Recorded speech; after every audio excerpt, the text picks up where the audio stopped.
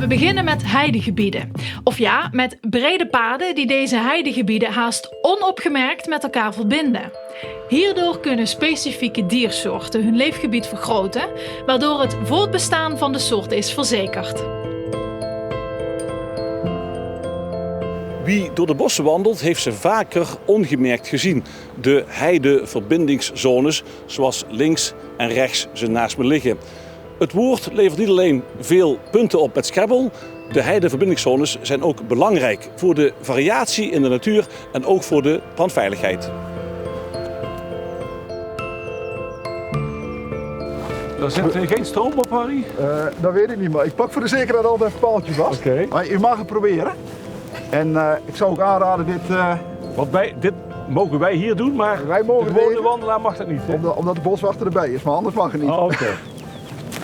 Harry, je wilde hier beginnen. Waarom? Ik wil graag beginnen op deze grote oppervlakte hei die je hier De ziet. hei, ja. Dus de grote hei. En hier heb je een grote oppervlakte hei.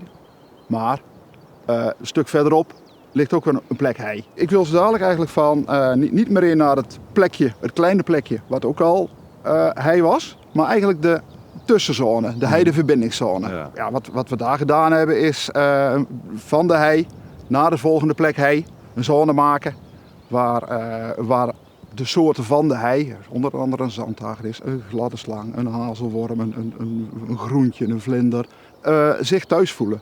En als je een verbindingszone goed inricht, dan is het niet alleen dat ze er heel snel van de ene plek naar de andere plek lopen, Ja. maar dat ze zich eigenlijk gewoon thuis voelen, dat ze zich daar voort kunnen planten en dan langzaam van de ene grote plek naar een ander klein plekje via een verbindingszone kunnen. Oké. Dus dan is het een verbindingszone, maar ook een leefgebied. Het dennenbos waar je hier tegenaan kijkt, Ja. dan liep je door tot aan het pad. En dan heb je dus eigenlijk de abrupte overgang van hier het bosgebied naar daar het heidegebied. Ja. En- Toen heb besloten van die bomen moeten weg. Ja, en dan moet je kijken waar ga je dat doen. Ja, wat is een logische plek om dat te doen? Op plekken waar je wat ruimte hebt. Nou, hier loopt een pad. Je ziet hem hier lopen, die is al redelijk breed. Dus er is al 5 of 10 meter ruimte is er al. En dan hoef je maar beperkt nog een zone weg te halen om best wel een mooie grote open ruimte te hebben. Ja. Die ook voldoende licht invangt, waar de zon goed op kan schijnen, wat lekker warm wordt.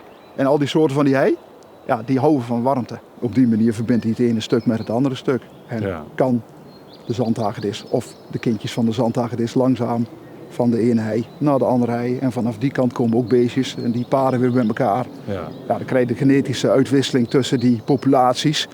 Het is niet dat hij van de ene hei naar de andere hei heen rent. Nee. Maar het is meer dat de populaties met elkaar in verbinding staan en dat genetisch dat het bloed uitgewisseld wordt, zodat je geen inteelt krijgt in die kleine populaties die daar zitten, maar dat er af en toe wat fris bloed bij komt. Ja. Een hele zone bos is hier weggezaagd. Hier zie je een boom. Loop je een paar meter verderop, dan zie je de volgende boomstam weer staan. Dit is wel weer een bron van leven, ook waar hagedissen, die willen hier wel eens inderdaad gewoon aan de voet gaan zitten. Lekker warm. Wil hij het wel kouder hebben, dan gaat hij snel hier naartoe en dan zoekt hij dekking. Ja, dan duikt hij snel zo'n polletje in. Ja. Dus die variatie is heel erg belangrijk. Heideverbindingszones zijn dus goed voor bepaalde soorten en voor variatie in de natuur. Ze dienen ook een ander doel: brandveiligheid. Straks meer daarover.